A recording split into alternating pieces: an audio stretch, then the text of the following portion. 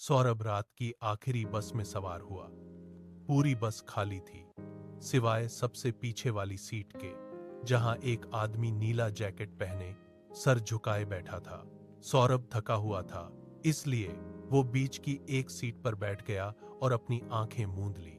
कुछ देर बाद उसे एहसास हुआ कि बस ने कोई स्टॉप नहीं लिया, फिर भी उसे किसी के चलने की आहट आई। उसने आंखें खोलीं तो देखा कि वो नीले जैकेट वाला आदमी अब 2 सीट पीछे बैठा था।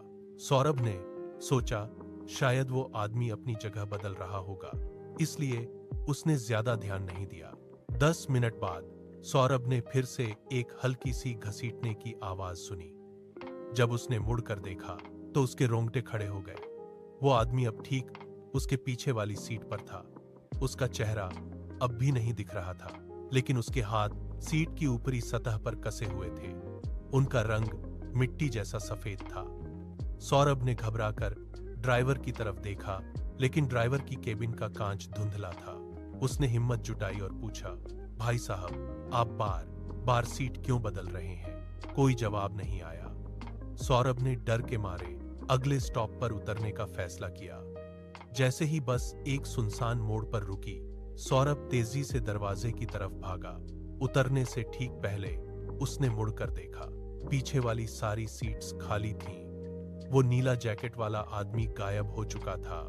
सौरभ ने राहत की सांस ली और बस को जाते हुए देखने लगा।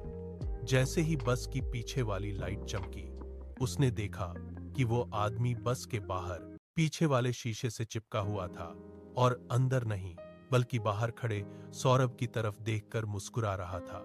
तभी सौरभ को अपने कंधे पर एक ठंडा हाथ महसूस हुआ और एक भारी आवाज आई, बस तो निकल गई, अब घर कैसे जाओगे? सौरभ ने मुड़कर देखा तो पीछे वही नीला जैकेट वाला आदमी खड़ा था। सौरभ का शरीर ठंडा पड़ गया। उसके पीछे वही नीला जैकेट वाला आदमी खड़ा था, लेकिन इस बार उसकी आंखें बिल्कुल काली थीं। उनमें कोई पुतली नहीं थी। सौरभ ने भागने की कोशिश की, लेकिन उसके पैर जैसे जमीन से चिपक गए थे। एक अनजान मदद तभी दूर से एक तेज हेडलाइट की रोशनी चमकी। एक पुरानी जीप वहां आकर रुकी। जीप का दरवाजा खुला और एक बुजुर्ग आदमी ने चिल्लाते हुए कहा, सौरभ, जल्दी अंदर आओ। सौरभ ने बिना सोचे समझे जीप की तरफ दौड़ लगाई और अंदर घुसते ही दरवाजा लॉक कर लिया।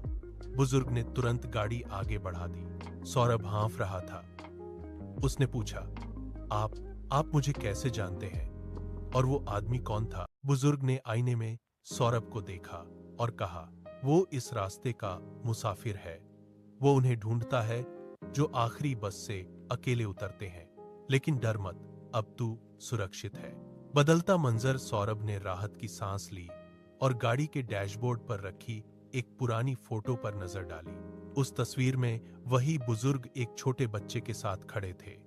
तस्वीर के नीचे लिखा था, यादगार पल 1995। सौरभ ठिठक गया। 1995। ये बुजुर्ग तो अभी बिल्कुल वैसे ही दिख रहे थे जैसे तस्वीर में एक दिन भी बूढ़े नहीं हुए थे। उसने धीरे से पूछा, ये तस्वीर पुरानी है? बुजुर्ग मुस्कुराए, लेकिन उनकी मुस्कुराहट में एक अजीब ठंडक थी। हाँ, उसी साल मेरी जीप का एक्सीडेंट इस मोड़ पर हुआ था। अंत 5 की आखिरी ट्विस्ट। सौरभ का दिल फिर से जोर से धड़कने लगा। उसने दरवाजा खोलने की कोशिश की, लेकिन वो लॉक था।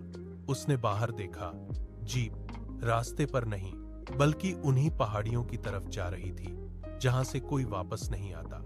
बुजुर्ग ने सौरभ की तरफ देखा और उनका चेहरा धीरे धुंधला होने लगा। उन्होंने कहा, वो नीले जैकेट वाला तो सिर्फ तुम्हें मेरे पास भेजने का जरिया था। मुझे शिकार पसंद है और मुझे साथ। सौरभ ने घबराकर सीट के नीचे देखा। वहां वही नीला जैकेट पड़ा हुआ था जो थोड़ी देर पहले उसने बस में देखा था। सौरभ ने हिम्मत नहीं हारी। जब उसने सीट के नीचे वही नीला जैकेट देखा, उसे समझ आ गया कि ये बुजुर्ग और वो मुसाफिर दोनों मिले हुए हैं, या शायद दोनों एक ही शक्ति के दो रूप हैं। मौत का कुआं। जीप तेजी से एक गहरी खाई क्लिफ की तरफ बढ़ रही थी। बुजुर्ग ने एक्सीलरेटर पर पैर दबा दिया था और उनकी हंसी अब पूरी गाड़ी में गूंज रही थी। सौरभ ने देखा कि बुजुर्ग के हाथ स्टीयरिंग व्हील पर धुंधले हो रहे थे, जैसे वो हवा से बने हों। सौरभ ने अपनी जेब में हाथ डाला। उसके पास एक पुराना लाइटर था जो उसने ऑफिस के काम के लिए रखा था। उसने सोचा, अगर ये बुजुर्ग और ये गाड़ी सिर्फ एक साया है तो आग इन्हें खत्म कर सकती है। उसने बिना वक्त गंवाए सीट के नीचे पड़े उस नीले जैकेट को उठाया और लाइटर से आग लगा दी। आग और राख। जैसे ही जैकेट ने आग पकड़ी, बुजुर्ग जोर से चीखने लगे। उनका चेहरा डर से भयानक हो गया। इसे बुझाओ, ये हमारा निशान है। लेकिन सौरभ नहीं रुका। उसने जलती हुई जैकेट को डैशबोर्ड पर फेंक दिया। पूरी जीप के अंदर एक अजीब सी नीली आग फैलने लगी। बुजुर्ग का साया धुएं में बदलने लगा और जीप का कंट्रोल खत्म हो गया। गाड़ी एक बड़े पत्थर से टकराई और एक जोर का धमाका हुआ। सुबह की रोशनी। सौरभ की आंखें खुली तो सूरज की पहली किरण उसके चेहरे पर पड़ रही थी। वो सड़क के किनारे घास पर लेटा हुआ था। उसका शरीर दर्द कर रहा था, लेकिन वो जिंदा था। सौरभ मोड़ पर पहुंचा तो वहां कुछ भी नहीं था, लेकिन उसकी कलाई पर वही जलने का निशान था जो उसने नीली जैकेट जलाते समय लगाया था। आग ने सिर्फ मेरा लिबास जलाया है, मेरी भूख नहीं। वह लाइब्रेरी में पुरानी खबर ढूंढने लगा और पता चला कि ये 1975 के बस हादसे का श्राप है। विक्रम नाम का जादूगर हर 10 साल बाद लौटता है। इसे केवल अंधेरे भूले हुए कुएं में ही जलाकर खत्म किया जा सकता है। सौरभ ने फैसला किया कि इस बार इस खेल को हमेशा के लिए खत्म कर देगा। सौरभ रात के अंधेरे में कुएं तक पहुंचा। जैकेट उठाई तो हवाएं तेज हो गईं।